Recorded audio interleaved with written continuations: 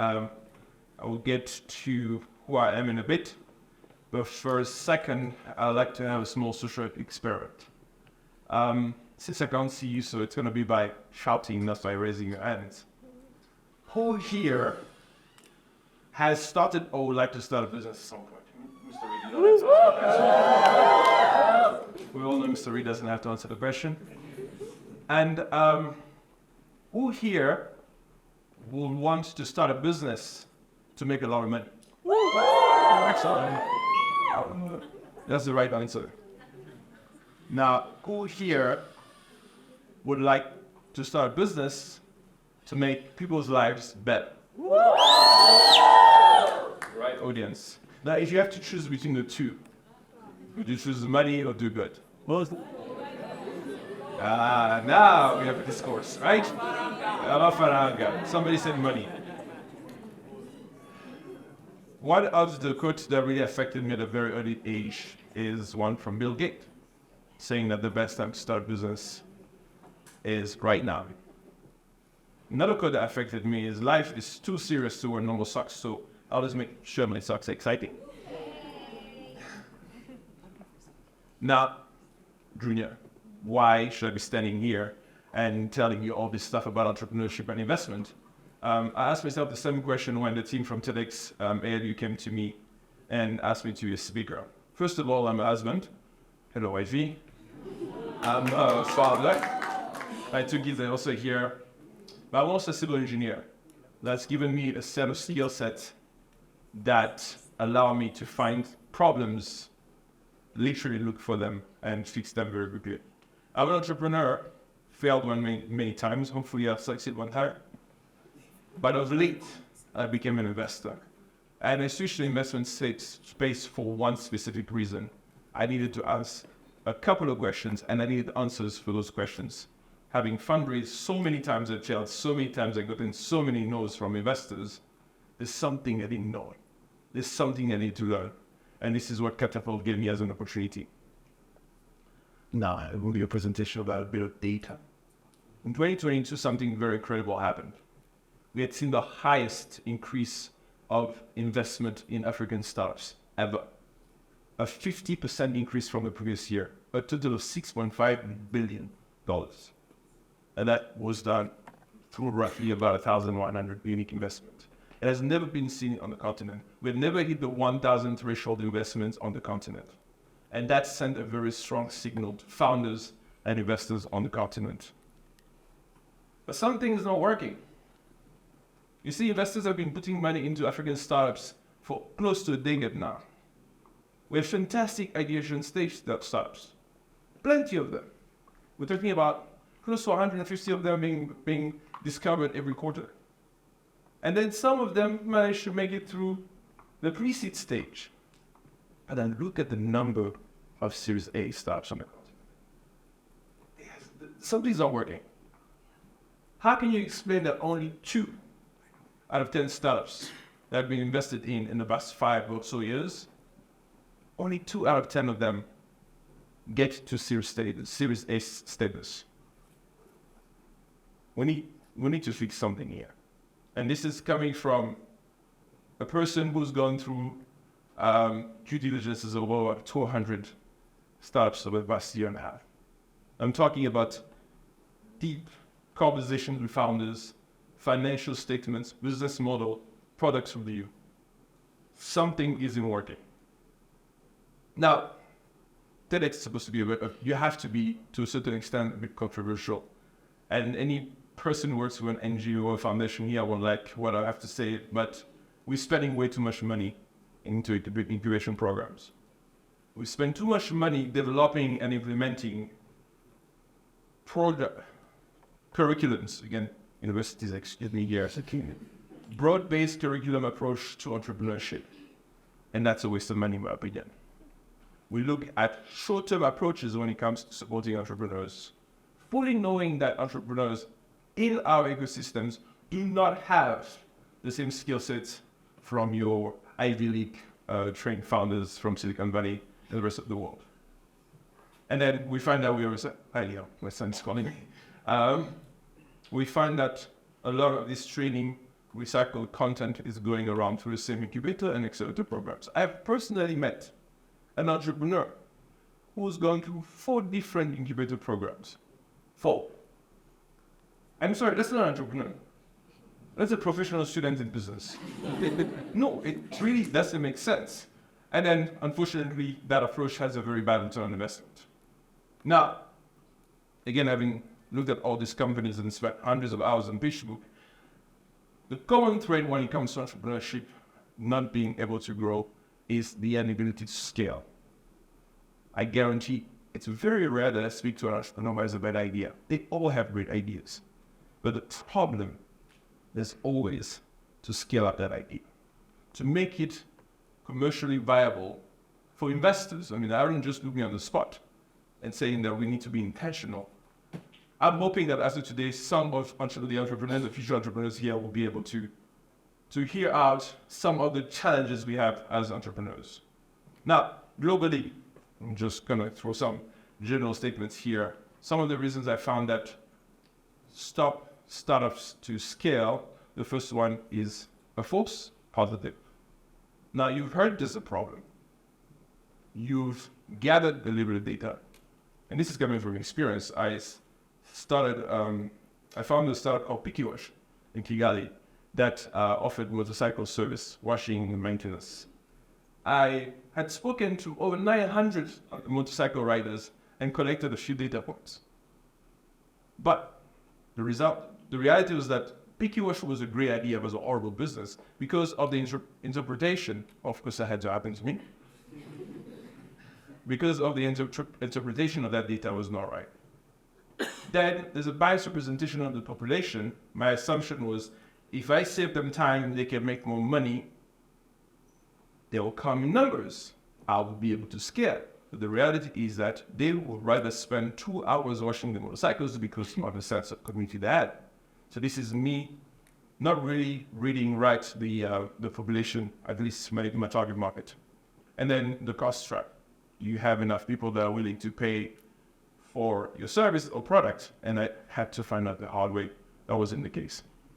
Now, because of the large demographic of students here, I was asked to kind of high-level take the audience through the various stages, I guess the important stages of fundraising from an investor point of view. I tried to divide them in 3 sections: ideation, seed, and series alphabet, A, B, C, and so on. Now, ideation, the idea pretty much comes with, you found a problem. You have an idea for a solution. Now you have to find a way to turn your idea in a way that somebody is willing to pay for it. Matter of fact, enough people are willing to pay for it. If you manage to do that, my personal advice is not to join an incubator or an accelerator program. There's this thing they call venture building. I think these Westerners, they figured that out a long time ago. That the best way to help entrepreneurs grow these ideas is not a curriculum-based approach. It's very intentional, customized support that can help you mold this idea into something that can become a business. Now, if you're lucky enough, and we've seen the number from ideation to seed, it drops a little bit, which means that founders have found a way to get to the seed stage. Now you have to develop an MVP. I know there's a basketball fan here. We finished ball season. There's not MVP basketball. Minimal viable product. That means that the expectation is that your product is not that your product should be perfect at this stage. The expectation is that you found a solution that is good enough to prove that early adopters are willing to pay for it. But in the process, you also gather enough data to prove that you have a larger target market. Now, the addition stage is also a very good stage to find people who can use your service or product for free and gather data. Data is everything these days. And then series A and B and C, I'm going to spend a lot of time on it. But what I want to spend time on is the transition. What do you need to go from ideation to series? Find a good venture studio, preferably not incubator. Build and fail quick. And for the love of everything that is alive, please acknowledge when you know that your service or product isn't going to work. Move on. There's plenty of problems there. Plenty. Go find another one. If you fail and you find that you're not doing the right thing, and this is something I should have learned, I should have quit. And move on to the next idea. Then find somebody who can use your product for free so that you can collect the data and find grants. There's plenty of grants out there. Before you ask your uncle and your auntie, your best friend to put $5,000 in your business, try and find free money out there that can help improve your hypothesis. The last one, I didn't want to bold it out because it's a difficult one. The reality is most of us do not have what it takes to cover all areas of business. Find a co-founder. Find a CTO if you cannot quit to save your life like me. Find a CFO if you cannot read a financial statement, at least until you get there. Finding a co-founder is the right time to do it at this point. Seed to series, once you're ready to seed now, you have to build your MVP. I've already mentioned that. Please start making money.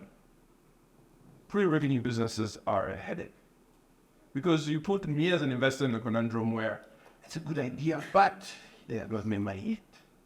It's a big problem.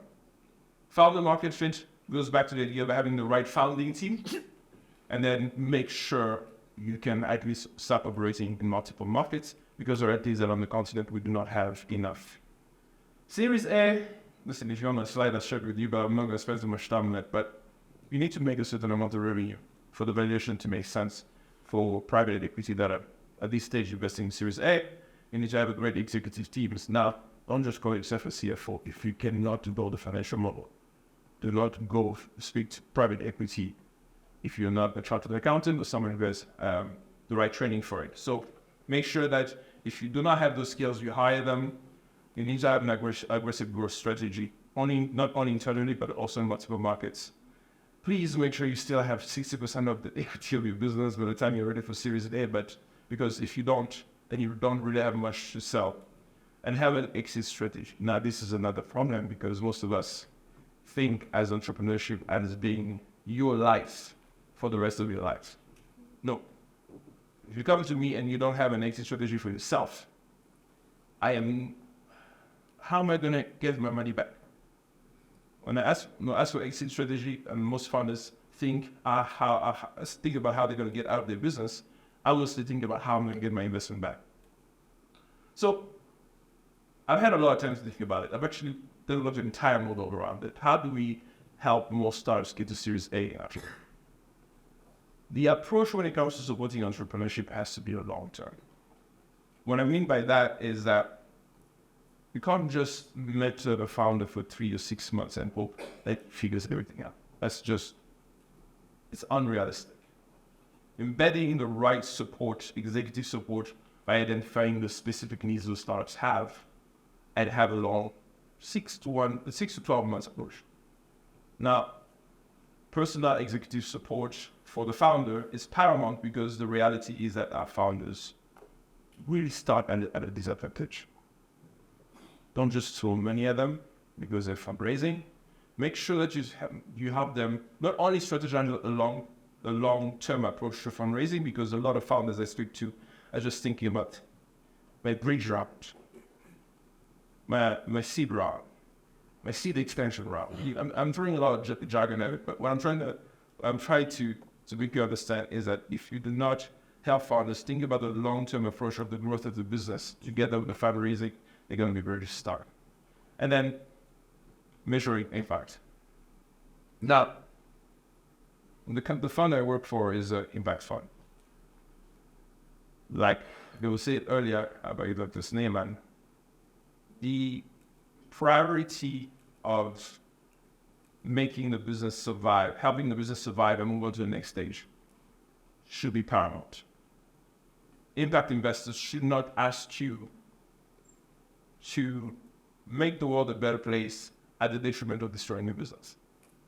And that is a very, very delicate balance. Because the funding, again, that was mentioned earlier, comes with a specific agenda. But it's very rare to find that founders' priorities of making sure they keep the lights on for the next 9 months until the end of the year is a priority. So measurable impact that are realistic for the founder's strategy and the growth of business is very important. Now, very practically, again, I've spent a lot of time about this. This talk is a result of hours of continued frustration. Finding an entrepreneur that is building a fintech without the right CFO is a major red flag. Having a tech company that is heavily reliant on artificial intelligence without having the right software engineer that has background in AI is a red flag. So how about we start, and we have plenty of those. I've spoken to dozens of executives from the diaspora who are looking to find a way to work on the continent.